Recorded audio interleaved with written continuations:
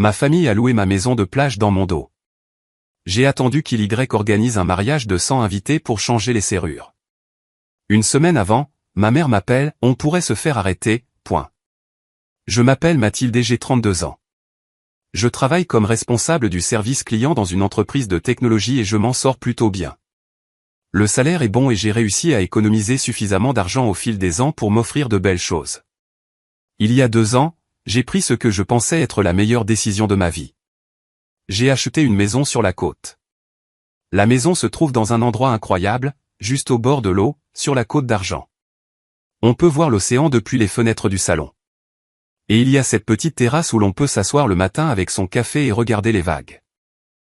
Ce n'est pas immense, mais c'est parfait pour les escapades de week-end et les vacances. J'y ai probablement passé un week-end sur ces 2 dernières années, et c'est devenu mon refuge pour échapper au stress de la ville. Mes parents, Daniel et Sylvie, ont tous les deux la soixantaine. Papa a travaillé dans la construction toute sa vie jusqu'à ce que son dos le lâche, et maintenant il est en invalidité. Maman travaille à temps partiel dans une supérette, mais le salaire n'est pas terrible. Quand j'ai acheté la maison, je leur ai donné un double des clés et je leur ai dit qu'ils pouvaient l'utiliser quand ils le voulaient. Ils étaient si reconnaissants. Papa avait même les larmes aux yeux, ce que je n'avais jamais vu auparavant. Ils ont commencé à y aller environ une fois par mois, parfois avec ma jeune sœur, Chloé, et son mari, Julien. Chloé a 28 ans et travaille dans un cabinet dentaire. Entre nous deux, elle a toujours été la plus extravertie, mais aussi celle qui s'attend à ce que tout lui soit servi sur un plateau. Julien est correct, je suppose. Il travaille dans un entrepôt et ils se plaignent toujours d'argent. Ils sont mariés depuis 3 ans maintenant et ils utilisent la maison peut-être une fois tous les 2 mois quand ils y vont avec mes parents. Tout se passait très bien avec cet arrangement. Mes parents m'appelaient après leur séjour à la maison. Et maman disait toujours la même chose, Mathilde, je ne peux pas te dire à quel point cela compte pour nous. Avoir un endroit où aller pour se détendre, pour s'éloigner de tout. Tu es une si bonne fille. Cela me faisait du bien, vous savez, comme si je faisais quelque chose de bien avec ma vie et mon argent. Puis, il y a environ 1 an, tout a changé. J'ai reçu un appel d'un chasseur de tête pour une opportunité d'emploi. Le poste était celui de directrice du service client dans une grande entreprise et le salaire était presque le double de ce que je gagnais, avec en plus une meilleure mutuelle, une participation à la retraite, la totale. Il n'y avait qu'une seule chose, a dit le chasseur de tête. Le poste est à Lyon. J'habite près de Bordeaux, donc on parle de déménager à l'autre bout du pays. J'y ai réfléchi pendant des semaines. C'était une opportunité énorme, le genre qui ne se présente pas souvent. Je serais stupide de la laisser passer. J'ai appelé mes parents pour leur parler de l'offre. C'est merveilleux, ma chérie, a dit maman. Tu le mérites. Tu as travaillé si dur. Mais je devrais déménager à Lyon. Et je pense que je devrais vendre l'appartement et la maison de la côte. J'aurais besoin de l'argent pour acheter un logement là-bas. Il y a eu une longue pause au téléphone. Mathilde, a dit maman, et sa voix semblait différente. Pourrais-tu envisager de ne pas vendre la maison? Je sais que c'est beaucoup demandé, mais ton père et moi, nous nous sommes tellement habitués à y aller. C'est devenu vraiment important pour nous. Papa a renchéri, on pourrait s'en occuper pour toi. S'assurer qu'elle est entretenue et tout. C'est juste que... Nous aimons cet endroit, Mathilde. J'ai senti un pincement au cœur. Il vieillissait et n'avait pas grand-chose. Cette maison était probablement la plus belle chose à laquelle ils aient jamais eu accès. Comment pouvais-je leur enlever ça? D'accord, ai-je dit. Je ne la vendrai pas. Vous pouvez continuer à l'utiliser. Le soulagement dans leur voix fut immédiat. Oh, merci, ma chérie, a dit maman. Tu ne sais pas ce que cela représente pour nous. C'est donc ce que j'ai fait. J'ai vendu mon appartement et j'ai déménagé à Lyon avec seulement cet argent. Au lieu d'acheter une maison comme je l'avais prévu, j'ai dû me contenter d'un bel appartement. Ne vous méprenez pas, c'est un bon appartement, mais si j'avais aussi vendu la maison, j'aurais pu avoir une maison avec un jardin et tout le reste. Mais voir à quel point mes parents étaient heureux, ça en valait la peine. J'ai commencé mon nouveau travail, et c'était tout ce qu'ils avaient promis. Meilleur salaire, meilleurs avantages, meilleures opportunités d'avancement. Ma nouvelle vie à Lyon se passait bien. Je parlais à mes parents toutes les 2 semaines et ils mentionnaient toujours leur séjour à la maison. On y était le week-end dernier, disait maman. Chloé et Julien sont venus avec nous. On a passé un moment merveilleux. Le temps était parfait. C'est super, maman. Je suis contente que vous en profitiez bien. Oh oui, ma chérie. Vraiment. Je ne sais pas ce qu'on ferait sans elle. Merci encore de nous laisser la garder. Cela a duré environ 1 an. Je m'installais dans ma nouvelle vie, je réussissais bien au travail, je me faisais de nouveaux amis. Parfois, la maison me manquait, mais savoir que mes parents en profitaient me réconfortait dans ma décision. Je payais la taxe foncière et les factures d'électricité, ce qui n'était pas donné, mais je me disais que ça valait le coup pour leur bonheur. Puis, j'ai reçu un appel qui a tout changé. C'était Romain, l'agent immobilier qui m'avait aidé à acheter la maison 2 ans plus tôt. Nous étions restés un peu en contact. Juste des cartes de vœux et un email de temps en temps. Salut Mathilde. J'espère que tout va bien pour toi à Lyon. J'ai une question à propos de ta maison. Bien sûr. Qu'y a-t-il? Je parcourais des sites de location hier. Une certaine Chloé met ta maison en location. J'ai pensé que tu lui avais peut-être demandé de la gérer pour toi ou quelque chose comme ça, mais l'annonce donne l'impression qu'elle est la propriétaire. Chloé, ma sœur Chloé? Peux-tu m'envoyer un lien vers cette annonce? Bien sûr, je te l'envoie par texto tout de suite. Mes mains tremblaient en attendant que le texto arrive. Quand il est arrivé, j'ai cliqué sur le lien et j'ai eu l'impression qu'on m'avait donné un coup de poing dans l'estomac. Elle était là, ma maison. Les photos étaient définitivement de ma propriété.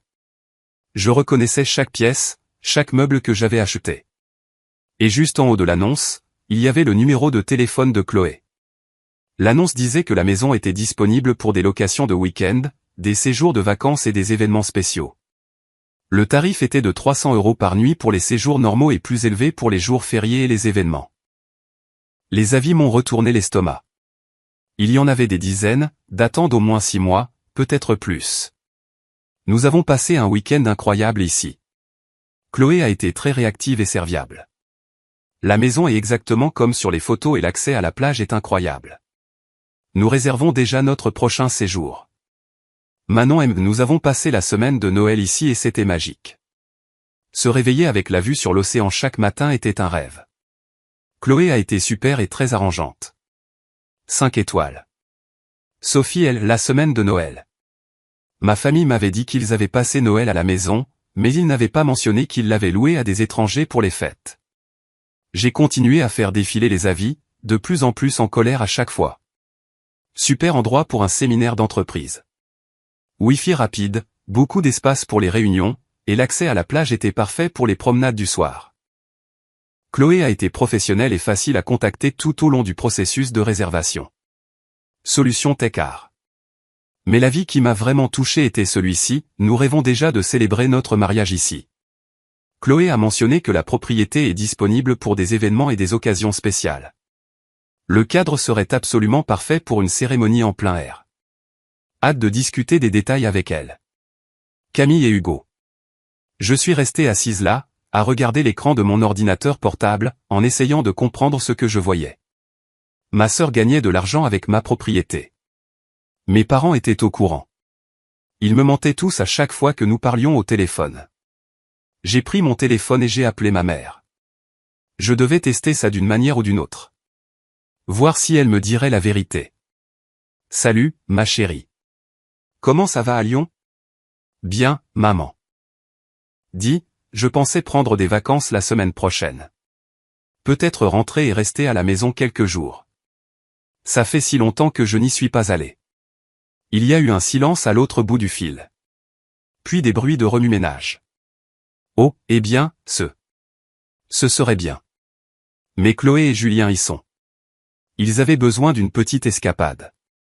Tu sais à quel point ils sont stressés par le travail. Encore des mensonges. J'ai vérifié le calendrier de location de Chloé pendant que maman parlait. La maison était réservée par un certain Martin pour toute la semaine. Oh, d'accord. Peut-être la semaine d'après alors. Eh bien, je ne suis pas sûr de leur plan. Tu sais comment c'est. Peut-être que tu devrais les appeler directement. Elle essayait de raccrocher. Je pouvais l'entendre dans sa voix. En fait, maman, j'ai changé d'avis. Je pense que je préférerais aller ailleurs. Peut-être aux Canaries. Le soulagement dans sa voix était évident. Oh, ça a l'air merveilleux, ma chérie. Beaucoup plus excitant que notre petite maison. Tu mérites de vraies vacances. Elle a raccroché assez vite après ça, disant qu'elle devait commencer à préparer le dîner. Je suis resté assise longtemps, à fixer mon téléphone. Ma famille me mentait. Pas seulement Chloé, mais mes parents aussi. Ils étaient tous dans le coup. J'ai rappelé Romain. Salut, j'ai vu l'annonce. C'est vraiment n'importe quoi. Je me doutais que quelque chose n'allait pas. Qu'est-ce que tu veux faire? Je ne sais pas. Je n'arrive pas à croire qu'ils font ça dans mon dos. J'ai payé toutes les factures de cet endroit, les impôts, tout. Et ils se font de l'argent avec. Mathilde, tu pourrais en fait engager des poursuites judiciaires. Ce qu'ils font est illégal. Ils te volent, en somme. Je ne veux pas poursuivre ma famille. Je comprends, mais tu as des options. Écoute, laisse-moi fouiller un peu dans mes contacts. Je peux probablement savoir quand ils ont réservé la maison la prochaine fois. Peut-être que tu pourras les prendre en flagrant délit, tu sais. Les confronter avec des preuves qu'ils ne pourront pas nier. Ça me semblait une bonne idée. D'accord, vois ce que tu peux trouver. Pendant les 2 semaines suivantes, je n'ai pas pu m'empêcher de penser à ce que faisait ma famille. Chaque fois que je regardais mon appartement, je pensais que j'aurais pu avoir une maison si j'avais vendu la propriété. On profitait de moi, et ça faisait mal. Romain m'a rappelé exactement 2 semaines plus tard. Mathilde, j'ai des informations pour toi. Tu es assise? Oui. Qu'est-ce que c'est? Ta sœur a réservé la maison pour un mariage. Un grand. Un de mes amis qui travaille avec des organisateurs d'événements en a entendu parler. Ils attendent environ 100 personnes. Ça se passe dans 1 mois.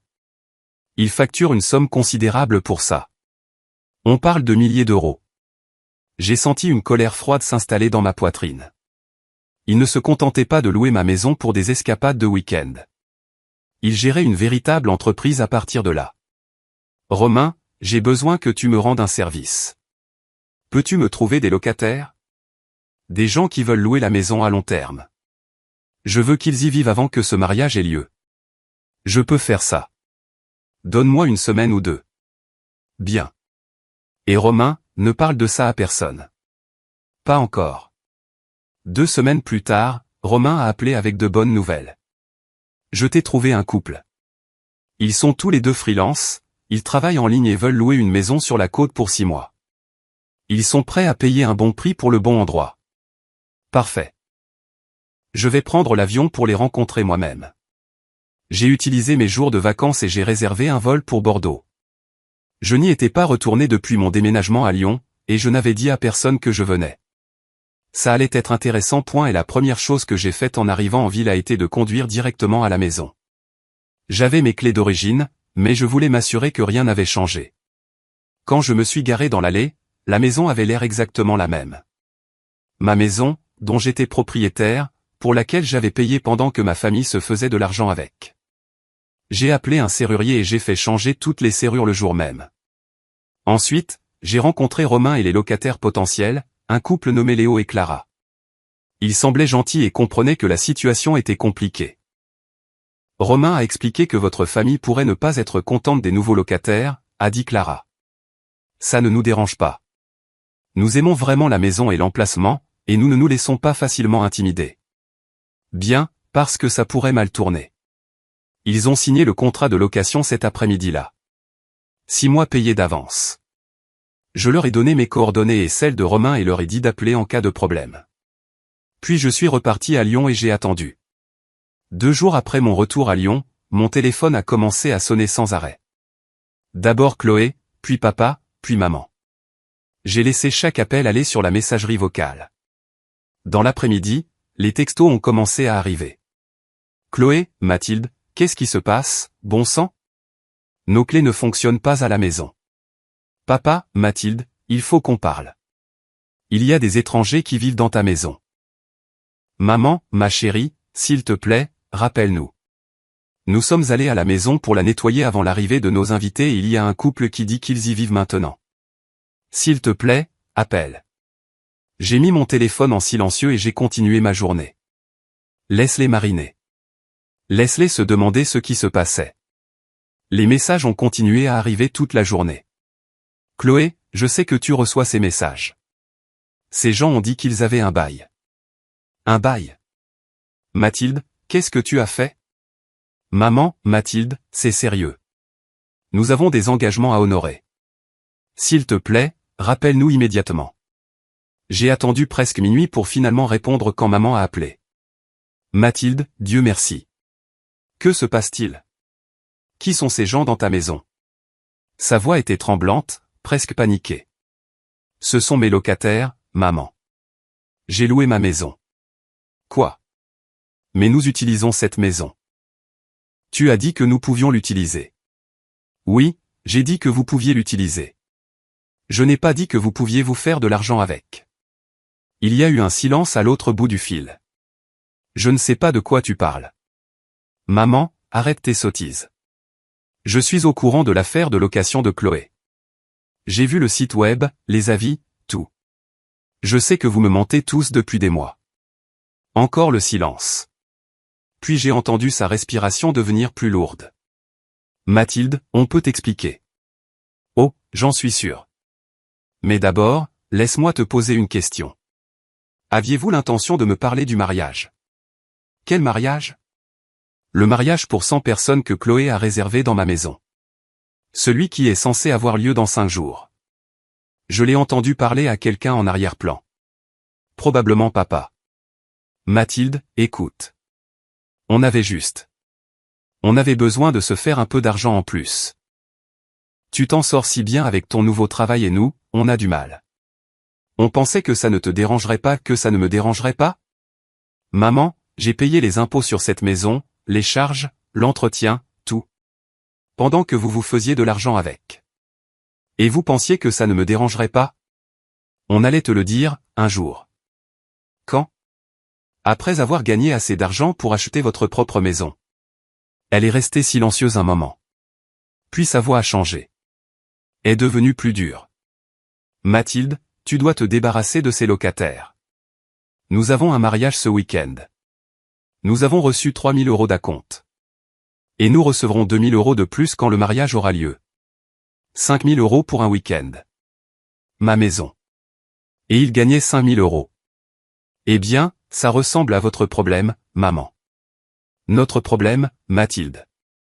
C'est sérieux. On a déjà dépensé la compte. Si on ne peut pas fournir le lieu, ils voudront récupérer leur argent, plus des dommages et intérêts. Alors vous feriez mieux de trouver un moyen de le récupérer. Je l'entendais commencer à pleurer. S'il te plaît, Mathilde, tu dois nous aider. Ne peux-tu pas demander à tes locataires de partir juste pour un week-end? On les dédommagera pour le désagrément. Non. Mathilde, s'il te plaît. Ces gens menacent de nous poursuivre en justice si on ne peut pas fournir le lieu. C'est ce qui arrive quand on accepte de l'argent pour quelque chose qu'on ne possède pas, maman. J'ai raccroché. Mes mains tremblaient, mais je me sentais bien. Enfin. Enfin, il savait que je savais.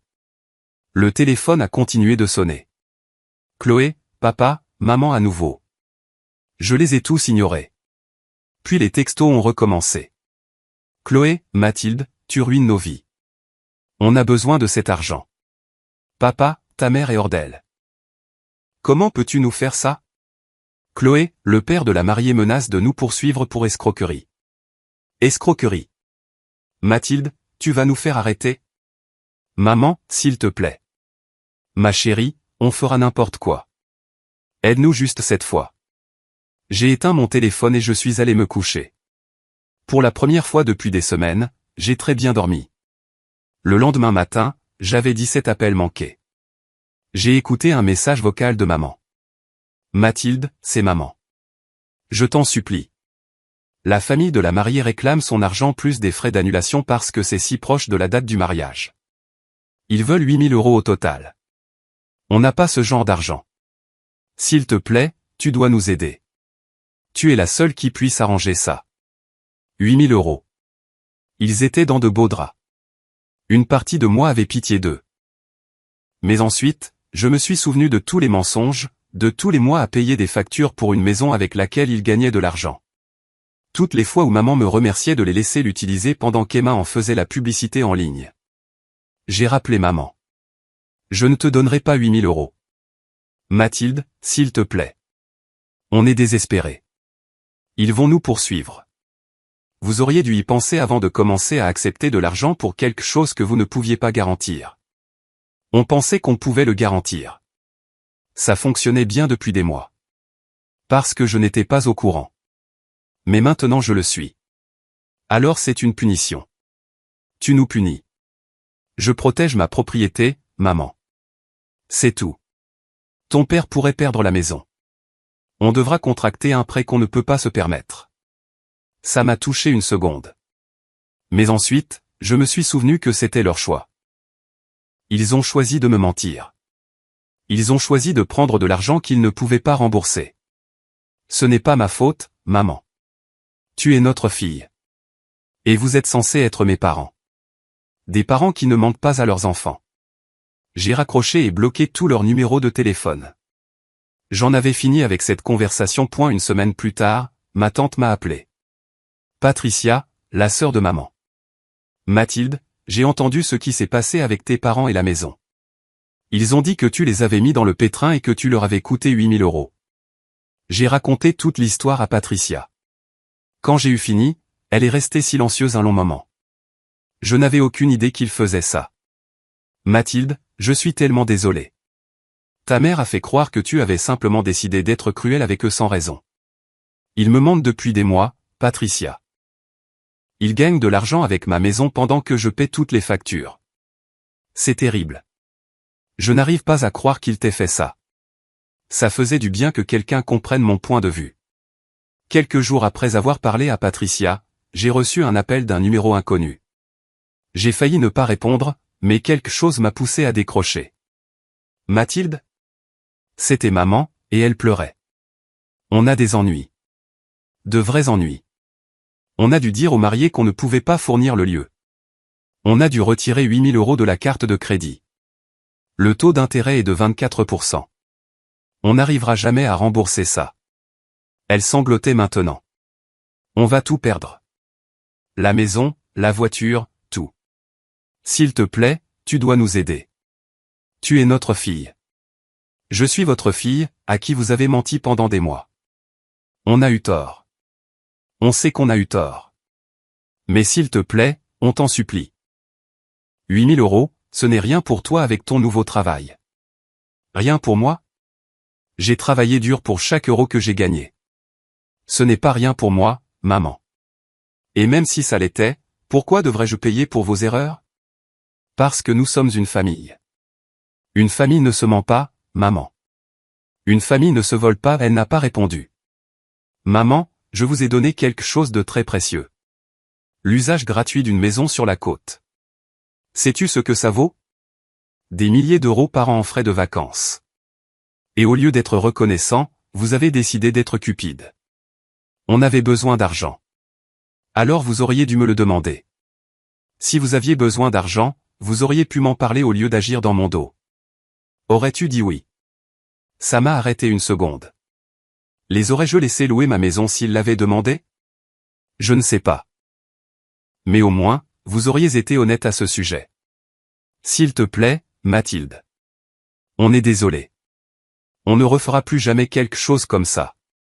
Vous avez raison. Vous ne le ferez pas. Parce que vous n'avez plus accès à ma maison. Qu'est-ce que tu veux dire? Je veux dire que la maison est maintenant louée à des locataires. Des locataires à long terme. Vous ne pouvez plus l'utiliser. Les pleurs ont cessé. Sa voix est devenue froide. On va se battre. On prendra un avocat. Allez-y, prenez un avocat. J'adorerais vous voir expliquer à un juge comment vous avez loué illégalement la propriété de quelqu'un d'autre. Elle a raccroché. Au cours des jours suivants, j'ai reçu d'autres appels de numéros inconnus. Chloé, Julien, même papa ont essayé d'appeler depuis différents téléphones. Je n'ai répondu à aucun d'eux. Puis les textos ont commencé à arriver de numéros aléatoires. Mathilde, c'est Chloé. Tu as détruit nos vies. On a dû prendre un prêt pour rembourser les gens du mariage. Maman et papa vont perdre leur maison à cause de toi. C'est papa. Je n'aurais jamais pensé que ma propre fille puisse être aussi sans cœur. On t'a mieux élevé que ça. Mathilde, c'est Julien. Chloé fait des crises de panique. Tu dois arranger ça. J'ai bloqué chaque numéro à mesure que les messages arrivaient. Une semaine plus tard, Patricia m'a rappelé. Mathilde, je voulais te donner des nouvelles. Ta mère raconte à tout le monde que tout est de ta faute. Elle dit que tu les as forcés à en arriver là en étant égoïste avec la maison. Laisse-la dire ce qu'elle veut. Quiconque connaît la vraie histoire verra clair dans son jeu. J'ai raconté ce qui s'est réellement passé à quelques personnes. Ton cousin Marc était choqué. Il a dit qu'il n'arrivait pas à croire qu'il t'ait fait ça. Merci de me défendre, Patricia. Bien sûr, ma chérie. Ce qu'ils ont fait était mal. 2 semaines plus tard, maman m'a appelé d'un autre numéro inconnu. Je commençais à en avoir assez de ce jeu. Mais j'ai répondu. Mathilde, on a besoin de ces 8 000 €. On ne peut pas se permettre les paiements de la carte de crédit. Alors peut-être auriez-vous dû y penser avant de lancer votre petite entreprise. Sa voix a de nouveau changé, est devenue méchante. Tu sais quoi? On n'a pas besoin de toi. On se débrouillera nous-mêmes. Et quand on y arrivera, ne t'attends pas à ce qu'on te pardonne pour ça. Je n'attends plus rien de vous, maman. Bien, parce que tu n'auras rien. Tu es égoïste et ingrate, et on en a fini avec toi. Enfin, quelque chose sur lequel nous sommes d'accord. Elle a raccroché. J'attendais d'autres appels, d'autres messages, mais ils ont cessé. Je pense qu'ils ont enfin compris le message. J'ai appelé Romain pour prendre des nouvelles de Léo et Clara. Ce sont d'excellents locataires, a-t-il dit. Aucun problème. Ils adorent l'endroit. Ils demandent déjà à prolonger leur bail. Et ma famille? D'autres ennuis de leur part? Non. Je pense que ta sœur a essayé de passer en voiture une fois, mais c'est tout. Je crois qu'ils ont finalement réalisé qu'ils ne récupéreront pas la maison. C'était il y a 6 mois. Léo et Clara ont prolongé leur bail d'1 an. Ils me paient 2 500 € par mois, ce qui rend ma vie plus confortable. Mes parents et Chloé ne m'ont pas contacté depuis ce dernier appel. Patricia me tient parfois au courant. Maman et papa ont du mal avec la dette de la carte de crédit, mais ils s'en sortent. Chloé et Julien ont dû déménager dans un appartement moins cher. Patricia m'a dit que maman continue de dire aux gens que je suis la méchante dans cette histoire. Que j'ai abandonné ma famille pour de l'argent. Laisse-la raconter ça comme elle veut. Je sais ce qui s'est réellement passé. Le drame ne me manque pas. Les mensonges ne me manquent pas. Ça ne me manque pas de me sentir idiote d'avoir fait confiance à des gens qui profitaient de moi. Ma vie à Lyon est belle. Mon travail se passe très bien. J'ai eu une promotion le mois dernier. Je gagne plus d'argent que jamais. Et maintenant, ma maison me rapporte de l'argent au lieu de simplement m'en coûter. Parfois, je pense à y aller pour voir la maison, peut-être rendre visite à Léo et Clara. Mais honnêtement, je ne suis pas encore prête à retourner sur la côte. Trop de mauvais souvenirs là-bas. J'ai appris quelque chose d'important de tout cela. Être de la même famille ne donne pas aux gens le droit de profiter de vous. Et parfois, les personnes en qui vous avez le plus confiance sont celles qui vous blesseront le plus. Est-ce que je referais tout de la même manière? Oui, je pense que oui. Ils ont fait leur choix et j'ai fait les miens. Je ne suis pas responsable de la réparation de leurs erreurs, surtout quand ces erreurs consistaient à me mentir et à me voler. Ma maison est entre de bonnes mains maintenant. Léo et Clara m'envoient des photos parfois. Ils ont ajouté de jolies touches au jardin et ils gardent l'endroit impeccable. Ils parlent d'acheter leur propre maison dans le coin un jour, mais pour l'instant, ils sont heureux de me louer.